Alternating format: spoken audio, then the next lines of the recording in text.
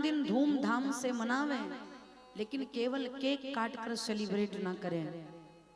सबके साथ जन्मदिन की पार्टी मनाइए, लेकिन एकांत में बैठकर चिंतन जरूर करिए। क्या जीवन के 40 साल बीत गए, मैं अभी तक कितना भजन कर पाया। जीवन का 1 साल और निकल गया। 2 दिन पहले एक भैया आए थे, 25 साल उनके विवाह को भया। इस उपलक्ष्य में भागवत कथा करवाएंगे ना, यहीं कहीं के हैं, अपनी कथा करवाएंगे। 25 वर्ष उनके विवाह को भया, तो 25वीं वर्षगांठ के महोत्सव पर भागवत कथा करा रहे हैं। मुझे अच्छा लगा यह सुन करके। बाकी लोग बड़ी बड़ी पार्टी करवाते हैं, केक काटते हैं, नाचते हैं, कूदते हैं, सेलिब्रेट करते हैं। वो भागवत कथा करा रहा है, उसको मैं हृदय से धन्यवाद कर रही हूँ। जब जागो तभी सवेरा। कम से कम 25 साल बाद विवाह किया तो सोचा कि अब संसार से थोड़ी आसक्ति हटाई जाए और भगवान की भक्ति में मन लगाया जाए। तब तो भागवत कथा कराने जा रहा। ये मन में विचार आना चाहिए। मैया ने ब्राह्मणों को बुलाकर पूजन कराया और भगवान ने सोचा कि कालिया नाग के विष के प्रभाव से मुक्त कर दूंगा। जब समझदार हो जाइए तो जितनी बार अपना जन्मदिन मनाइए, उतनी बार अपने एक एक जन्मदिन पर अपने एक एक दोष को, अवगुण को समाप्त करने का संकल्प लीजिए। और आपको बता दूं, अब आप सोच रहे होंगे कि दोष कहाँ है मेरे भीतर। मेरे पूज्य गुरुदेव भगवान कहते हैं, बेटा हर एक व्यक्ति अपने बारे में सबसे ज्यादा जानता है। भैया कोई किसी के बारे में बहुत अच्छे से नहीं जान सकता जितना मैं अपने बारे में जानती हूँ। क्या आप जान सकते हैं? हम जितना बताएंगे केवल आप उतना जान पाएंगे।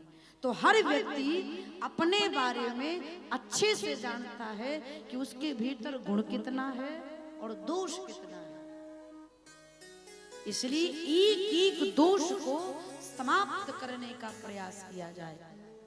मैं इस संदर्भ में निवेदन करना चाहूंगी,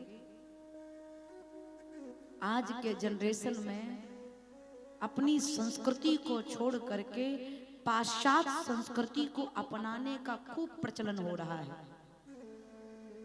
जैसे मोमबत्ती जलाकर बर्थडे पर बुझवाना, चाकू लेकर केक कटाना, पार्टी करना। मैं पार्टी के विरोध में नहीं हूं, पैसा है बर्बाद करो अपना, हमसे क्या, नाश करो। क्या हो, धन ज्यादा है, नाश करो। मैं ये नहीं कह रही हूं, आपका पैसा है, जैसा मन करे वैसे खर्चा करो, लेकिन धर्म सम्मत होना चाहिए, शास्त्रों सम्मत होना चाहिए। बता दीजिए 18 पुराण में कहीं लिखा हो कि दीपक जला करके बुझाना क्या हमारी वैदिक हिंदू सनातन धर्म की प्रथा है? हमारे यहाँ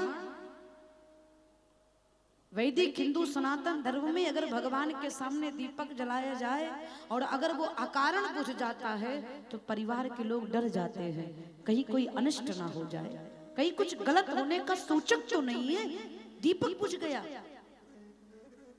और आज के जमाने में लोग अपने बच्चों का जन्मदिन मनाते हैं।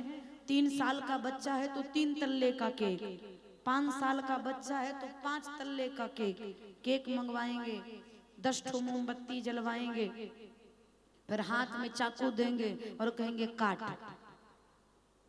फिर वो काटेगा, बाकी खड़े होकर ताली बजाकर happy birthday to you celebrate कर रहे हैं। क्या यही धर्म है हमारा आपका? क्या यही सनातन धर्म अनुमति देता है? सबसे पहला निवेदन, हमारे यहाँ दीपक बुझाने की नहीं जलाने की प्रथा है। किसी भी शुभ कार्य को करने से पहले दीपक जलाकर श्री गणेशाय नमः शुभारंभ किया जाता है। इसलिए जो आपके परिवार का कुल का दीपक है, आपका बच्चा, उससे दीपक जला करके परिवार में प्रकाश फैलाने की शिक्षा दीजिए, ना कि मोमबत्ती बुझवा करके परिवार में अंधकार छाने की शिक्षा दीजिए। इसलिए प्रार्थना है, अपने बच्चे का जन्मदिन मनाइए तो मोमबत्ती मत बुझवाइए, बल्कि भगवान के सामने दीपक प्रज्वलित करवाइए, दीपक जलाइए। यही सनातन धर्म अनुमति देता है। दूसरा, हमारे धर्म में केवल जोड़ने की प्रथा है, काटने की नहीं। हमारा धर्म काटना नहीं सिखाता। सर्वे भवन्तु सुखिनः, सर्वे सन्तु निरामया, सर्वे भद्राणि पश्यन्तु, मां कश्चित् दुर्भाग् भवेत्। एक वैदिक हिंदू सनातन धर्म है जिसमें ये शिक्षा दिया जाता है, सुखी बसे संसार में, दुखिया रहे न कोई, यह अभिलाषा हम सबकी भगवन पूरी हो। सब सुखी रहें, सब आनंद में रहें, सब प्रसन्न रहें, सब निरोगी रहें, ये हमारा धर्म सिखाता है। तो केवल हमारे यहाँ जोड़ने की प्रथा है, काटने की प्रथा नहीं, तोड़ने की प्रथा नहीं। पहले के जमाने में लोग कम पढ़े लिखे लोग रहते थे, लेकिन अपनी संस्कृति का पालन करने वाले रहते थे। कोई भी शुभ कार्य होता था तो मोती चूर के लड्डू बंटवाते थे। क्यों? लड्डू, मोबाइल छोड़ दो बेटा, लड्डू एकता का प्रतीक है। उसके एक एक दाने आपस में जुड़े रहते हैं, एक एक मोती आपस में जुड़े रहते हैं। परिणाम, जब एक एक मोती आपस में जुड़े रहते हैं, उसमें एक दूसरे से जुड़े रहने की भी शिक्षा है और मधुरता भी है। प्रयास करिए, आपके घर में कोई शुभ कार्य हो, कोई महोत्सव हो, बच्चे का जन्मदिन हो, तो परिवार में चाकू से केक ना कटवाइए, बल्कि लड्डू बंटवा करके अपने संबंधों में मधुरता का प्रचार प्रसार करिए, मधुरता का विस्तार करिए। यही शास्त्र शिक्षा देता है। प्रार्थना है मेरी आप सबसे, जन्मदिन है तो बच्चे को मंदिर ले जाओ, भगवान से प्रार्थना कराओ। हैप्पी बर्थडे टू यू बोलने से आपका बच्चा दीर्घजीवी नहीं होगा, लेकिन वही बच्चा अगर अपने से श्रेष्ठ के चरणों में प्रणाम करेगा, जब सर झुकाकर प्रणाम करेगा, तो सामने वाला उसे आशीर्वाद देगा। दीर्घायु हो, जीवन प्रशस्त हो, मार्ग प्रशस्त हो, सुखी रहिए, आनंद में रहिए, आयु विद्या यश और बल चारों चीज की प्राप्ति होगी। इसलिए केक काटना बंद कराइए और अपने बच्चों को अपने से श्रेष्ठ के चरणों में प्रणाम करने की शिक्षा प्रदान करिए। यही शास्त्र शिक्षा देता है।